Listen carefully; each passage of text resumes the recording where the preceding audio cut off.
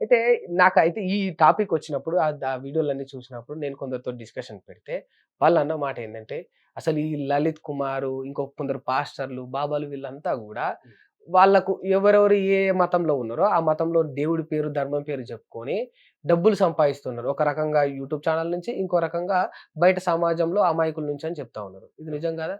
100% నిజం కాదు కదా! ఎందుకంటే 'లలిత్ కుమార్' నిన్న మొన్న వచ్చేసి వాడు బ్లాక్‌మెయిల్ చేసేసాడు, డబ్బులు అడిగేసాడు అంటే హ్మ్. That's okay. హ్మ్. తీసుకోవచ్చు. హ్మ్. కానీ నేను 9 ఇయర్స్ నుంచి ఉన్నా. 9+ ఇయర్స్ నుంచి ఉన్నాను. హ్మ్.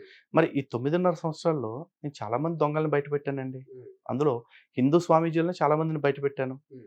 బ్రహ్మకుమారిస్ గురించి పెట్టాను. హ్మ్. 'వీరేందర్ దేవ్ దీక్షిత్' గురించి పెట్టా. త్రైత సిద్ధాంతం గురించి పెట్టా. పేరేంటి 'రమణానంద' గురించి పెట్టా. హ్మ్. ఈళ్ళందరూ పెట్టిన కేసెస్ కూడా ఇప్పటికి ఉన్నాయి నాకు. హ్మ్. మరి ఎంతమందిని బ్లాక్‌మెయిల్ చేసుండాలి? ఎన్ని కోట్లొచ్చుండాలి? ఎంతమంది అసలు కేసులు పెట్టుండాలి? ఎప్పుడన్నా కనీసం ఒక ఆరోపణ వచ్చిందా నా మీద? హ్యాండిల్ చేసిర్రా బాగా రాకుండా? లేకపోతే ఆ! రాలేదా? మీరు ఇప్పుడు ఏమైనా మాట్లాడొచ్చు. నేను మీ దగ్గర అడుగుతున్నా. కాదు, కాదు. I'm asking. మీ దగ్గర ఒక మైక్ ఉంది. మీ మైక్ ముందు నేనున్నాను కాబట్టి మీరు లేదు ఏమైనా ఐయామ్ అడగొచ్చు. ఆస్కింగ్. ఆస్కింగ్ కాదండి. హ్మ్. ఇక్కడ సింపుల్ ఒకటి చెప్తాను.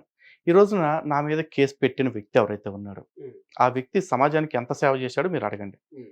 సమాజంలో ఎంతమందిని మోసం చేశాడో నేను చెప్తా. హ్మ్. ఈ రోజున లలిత్ కుమార్‌ని అడగండి. లలిత్ కుమార్ సమాజానికి, ధర్మానికి ఎంత చేశాడో సమాజాన్ని అడగండి. హ్మ్. లలిత్ కుమార్ వల్ల ఎంతమందికి హాని జరిగిందో నేను చెప్తా. ని నిజంగా మీ మీ వల్ల ఈ సమాజానికి ఒక ముక్కలో చెప్పండి. ఒక 2, 3 ముక్కలలో మీకు తోచినట్టు చెప్పండి. ఏ రకమైన లబ్ధి జరిగింది?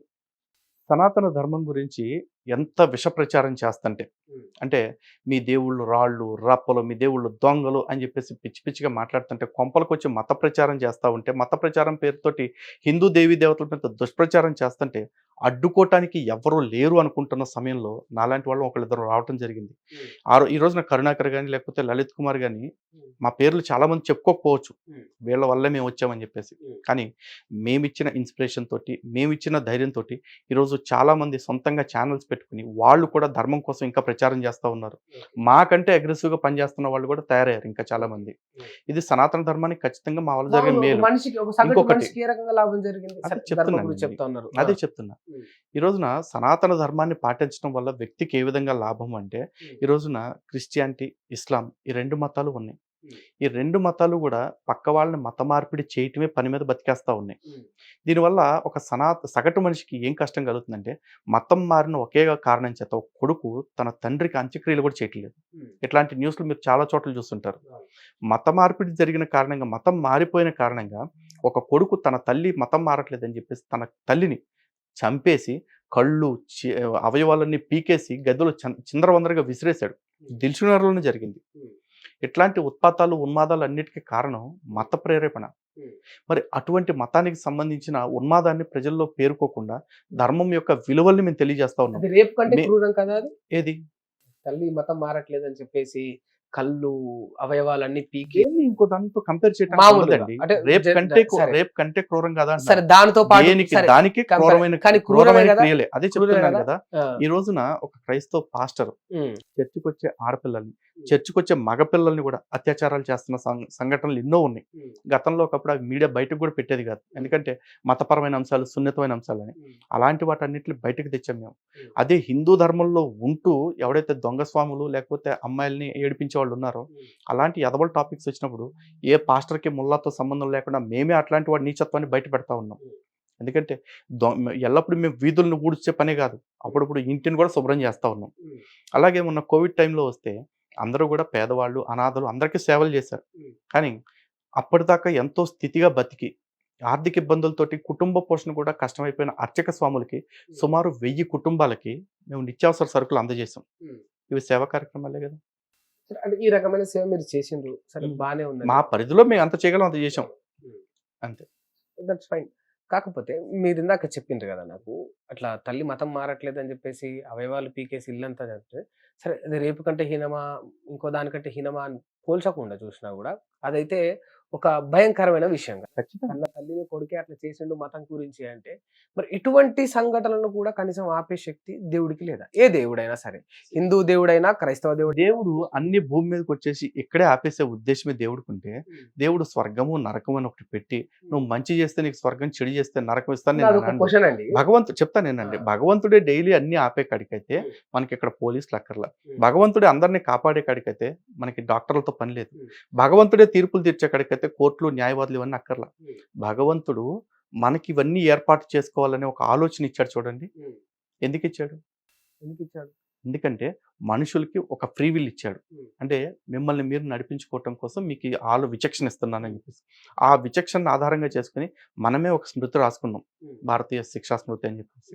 ఈ ప్రకారం ఈ తప్పు చేస్తే ఈ శిక్ష, ఈ తప్పు చేస్తే ఈ శిక్ష అని చెప్పేసి చెప్పుకుంటున్నాం. లేదు ఇన్ని మంచి పనులు చేస్తే అదే భారతీయ రాజ్యాంగాన్ని అనుసరించి నీకు పద్మశ్రీ లేకపోతే పద్మవిభూషణ్ ఇట్లాంటి గౌరవ మర్యాదలు కూడా సమాజం ఇస్తుంది అని చెప్పేసి చెప్పారు. అలాగే స్వర్గం నరకం కూడా అంతే. నువ్వు మంచి చేసుకుంటే నీకు సుఖభోగాలు, చెడు చేసుకుంటే నరక శిక్షలు అన్ని ఇక్కడ వస్తాయని ఇన్ని చెప్తున్నారు. దారుణాలు జరిగినాక, ఇక్కడ ఇన్ని ఘోరాలు చేయాల్సినవన్నీ చేసినాక, చంపాల్సిన వాళ్ళని చంపేసినాక, ఇక టార్చర్ పెట్టాల్సిందంతా పెట్టేసిన తర్వాత ఇక వాడు బయట నరకానికి పోతే ఏం లాభం? ఇప్పుడు నేను ఒక మాట చెప్తా అండి. మా పిల్లోడు అమాయకుడు. నేను ఆ పిల్లగాని పోయి ఉట్టిగానే పోయి కొట్టి గుద్ది నా శాడిజం వల్ల చంపేసిన తర్వాత నేను ఎప్పటికి కూడా నా ప్రవర్తన మార్చుకోవట్లే. మీరన్న లెక్క ప్రకారం నేను నరకానికి పోతా. నేను నరకానికి పోయినా ఏం లాభం? ఆ పిల్లోడికి ఇప్పుడు ఆ తల్లిదండ్రులకు కడుపు కోత కదా, వాళ్ళ అక్కకో, అన్నకో, తమ్ముడో, చెల్లె ఉంటే వాళ్ళందరికీ కూడా ఇంట్లో ఒక వ్యక్తి లేడన్న బాధే కదా. దాన్ని మాత్రం దేవుడు తీర్చలేడు కదా. నన్ను శిక్షించినంత మాత్రాన మీకు ఆయనకు న్యాయం ఎట్లా జరుగుతుంది? భగవంతుడి ప్రణాళిక మీకు అర్థం కావాలి అంటే కర్మ సిద్ధాంతాన్ని పూర్తిగా అర్థం చేసుకోవాలి. మీ వల్ల అతను చనిపోయాడు అని మీరు చెప్తున్నారు, కానీ మీ వల్ల అనే మాట కాడే మీరు చాలా ఫెయిల్యూర్, రాంగ్ వేలో ఉన్నట్టుగా మీకు అర్థమైపోవాలి. ఎందుకంటే మీ అంతటా మీరుగా ఏం చేయడానికి లేదు. అతను గత జన్మలో చేసుకున్న కర్మ వల్ల అతను చనిపోవాల్సి వచ్చింది. ఆ కర్మకి మీరు కారణమయ్యారు కాబట్టి మీరు ఈ జన్మలో చేసిన తప్పుకు కూడా మీరు ఖచ్చితంగా ఇంకో జన్మలో ఆ శిక్ష అనుభవించాల్సిందే, ఇంకో జన్మ ఎత్తాల్సిందే. ఎంత దుర్మార్గం అండి. దీనికి ఆల్టర్నేటివ్ మీరు చెప్పండి, ఏం ఎంత చేయొచ్చు? దుర్మార్గం. దీనికి ఆల్టర్నేటివ్ మీరే నేనే చెప్తా. కాదు, దీనికి ఆల్టర్నేటివ్ ఏంటో, బెస్ట్ ఆప్షన్ ఏంటో మీరు చెప్పండి. దుర్మార్గం అన్నారు కదా, నేనే చెప్తా. ఇది దుర్మార్గం అన్నప్పుడు బెస్ట్ ఆప్షన్ మీరు చెప్పండి. దుర్మార్గం చెప్తా, దాని తర్వాత నేను కూడా చెప్తా. ఓకే. ఇప్పుడు ఆ అబ్బాయి గత జన్మలో చేసిన తప్పులకు నేను ఈ జన్మలో ఆయనను పోయి చంపేసిన. ఓకే. ఇప్పుడు ఏం జరిగింది? ఆయన గత జన్మలో చేసిన దానికి అన్యాయంగా చనిపోయిండు అంటే, సరే గత జన్మలో చేసిన దానికి పొందుతా ఉన్నాడు. ఇప్పుడు నేనేమో ఈ జన్మలో చేసిన తప్పుకు రేపన్న జన్మలో మళ్ళా నన్నోడో నా లెక్కనే వచ్చి చంపేస్తాడు. ఈ జన్మలోనే అనుభవించవచ్చు, వచ్చే జన్మలోనే వచ్చే జన్మలో అనుభవించవచ్చు. అయినా అనుభవించవచ్చు. మరి మరి మనుషులంతా ఇట్లా ఎప్పటికప్పుడు వచ్చే జన్మలో అయినా ఆ జన్మలో అయినా ఇట్లా ఒకరినొకరు చంపుకుంటూ, లేకపోతే గొడవలు పడుతూ, లేకపోతే ఇంకేదన్నా చేస్తూ ఈ రకంగా జీవితాల్ని కోల్పోయేటట్టు మనుషులు నడుస్తున్నప్పుడు దేవుడు ఆపకపోతే తప్పా కాదా? అదే ఇప్పుడు మీరు ఒకసారి ఇతిహాసాలు చూడండి, రామాయణం కానీ లేకపోతే మహాభారతం కానీ. సాక్షాత్తు శ్రీరామచంద్రుడు తన కష్టం వచ్చినప్పుడు నాకు ఏ జన్మలో ఏం పాపం చేశానో నాకు కర్మ వచ్చిందని చెప్పేసి అన్నాడు. నిజానికి ఆయన కర్మకు అతీతుడు, జన్మలకు అతీతుడు. ఆయన అనుకుంటేనే అనిపిస్తాడు. కానీ ఆయన ఎక్కడా కూడా ఈ దేవుడు ఏంటి ఇట్లా నాటకాలు చేస్తున్నాడు, నన్ను ఎంత కష్టపెడుతున్నాడు అని చెప్పి తిట్టుకోలే. అండ్ ఇంకోటి అదే చెప్తున్నా, శ్రీరాముడు దేవుడు అన్న విషయం రాముడికి తెలియదుగా, అవతార పరిసమాప్తి ముందు వరకు కూడా తెలియదు.